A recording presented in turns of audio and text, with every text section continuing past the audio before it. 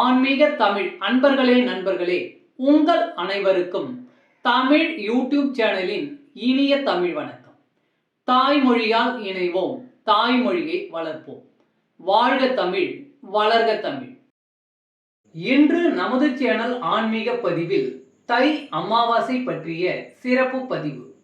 இப்பதிவில் தை அமாவாசை எப்பொழுது வருகிறது, அன்றைய தினத்தில் பித்ருக்கு தர்ப்பணம் எந்த நேரத்தில் கொடுக்கலாம், அப்படி அன்றைய தினத்தில் பித்ருக்கு தர்ப்பணம் கொடுப்பதால் நமது வாழ்வில் என்னென்ன மாற்றங்களை நாம் காணலாம் போன்ற தகவல்களை இப்பதிவில் தெளிவாக அளித்துள்ளோம்.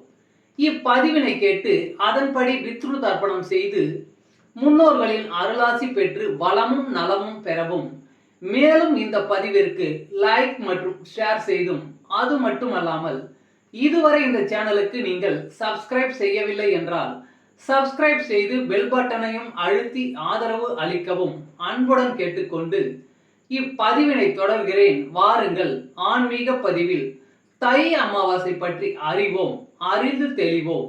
தெளிந்து அதன்படி பித்ரு தர்ப்பணம் கொடுத்து பலன் பெறுவோம், நலம் பெறுவோம். அமாவாசைகளில் ஆடி அமாவாசை, புரட்டாசியில் வரும் மகாலய அமாவாசை மற்றும் தை அமாவாசை நாட்கள் மிக முக்கியமானதாகும்.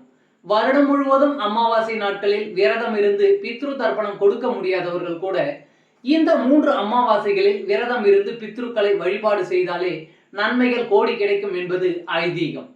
இந்த ஆண்டில் தை அமாவாசையானது பிப்ரவரி 9ஆம் தேதி 2024 அன்று வெள்ளிக்கிழமையில் வருகிறது.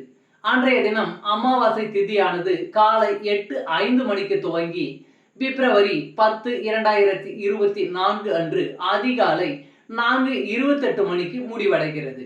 அமாவாசை திதியானது பிப்ரவரி 9ஆம் தேதி காலையிலே துவங்கி விடுவதால் காலையிலே நீராடி முன்னோர்களை வணங்குவது மிக சிறப்பை தரும். திதி கொடுக்க நல்ல நேரம் என்று பார்த்தால் காலை 9:30 மணி முதல் 10:30 மணிக்குள் கொடுக்கலாம்.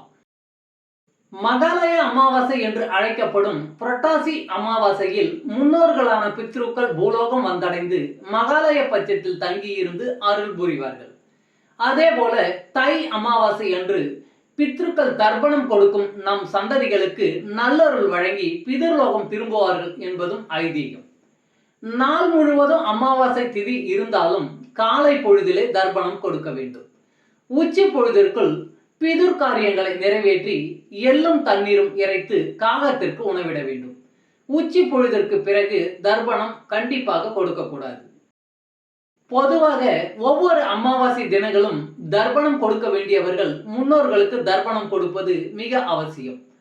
அப்படி தர்ப்பணம் கொடுப்பவர்கள் நீர்நிலைகள், ஆறு, நதிக்கரைகள் கொடுப்பது மிகவும் விசேஷமானது.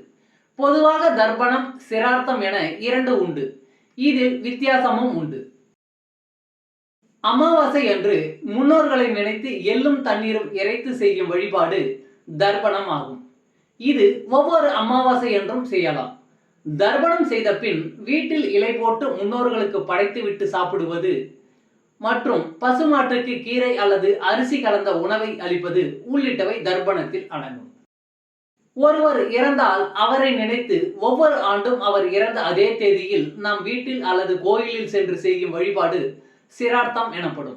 இதில் பிண்டம் வைத்து வழிபடுவது சிறந்தது. குறிப்பாக அவர் இறந்த நாளின் பொழுது வரும் திதியில் செய்வது சிரார்த்தம் என்று சாஸ்திரம் சொல்கிறது. தாய் தந்தை இல்லாத ஆண்கள் இந்த விரதத்தை மேற்கொள்ள வேண்டும். பொதுவாக இந்த விரதத்தை பெண்கள் மேற்கொள்ளக்கூடாது. ஆனால் கணவர் இல்லாத பெண்கள் இந்த விரதத்தை மேற்கொள்ள வேண்டும். இதனால் உடலில் நேர்மறை ஆற்றலும் தன்னம்பிக்கையும் அதிகரிக்கும்.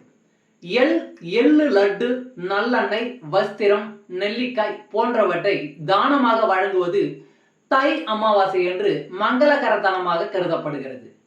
இந்த நாளில் சூரிய பகவானுக்கு பால் மற்றும் எள்ளுடன் ஆரியக்கத்தை அர்ச்சிப்பதன் மூலம் அனைத்து விருப்பங்களும் நிறைவேறும்.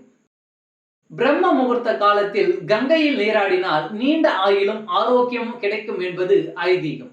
கங்கை நதியில் குளிக்க முடியாதவர்கள் இந்த நாளில் கங்கை நீரை தண்ணீரில் ஊற்றி குளிக்க வேண்டும்.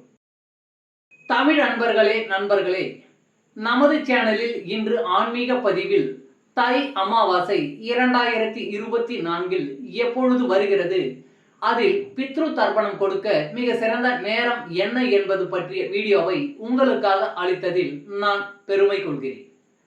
மேலும் இப்பதிவில் அளிக்கப்பட்ட அனைத்து தகவல்களும் யான் அறிந்து கொண்டவை.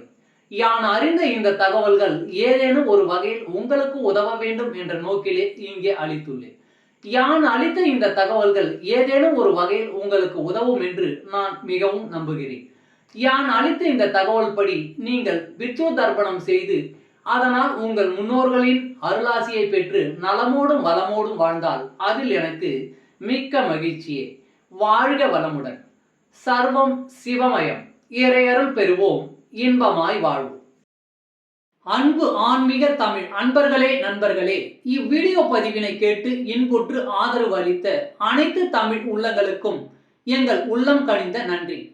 மேலும் இப்பதிவு உங்களுக்கு பிடித்திருந்தால் லைக் மற்றும் ஷேர் செய்தும், இதுவரை இந்த சேனலுக்கு நீங்கள் சப்ஸ்கிரைப் செய்யவில்லை என்றால் சப்ஸ்கிரைப் செய்து பெல் பட்டனையும் அழுத்தி ஆதரவு அளிக்கவும் அன்புடன் கேட்டுக்கொள்கிறோம். மிக்க நன்றி. அடுத்த பதிவில் உங்களை விரைவில் சந்திக்கும் வரை உங்களிடமிருந்து விடை பெறுவது தமிழ் யூடியூப் சேனல்.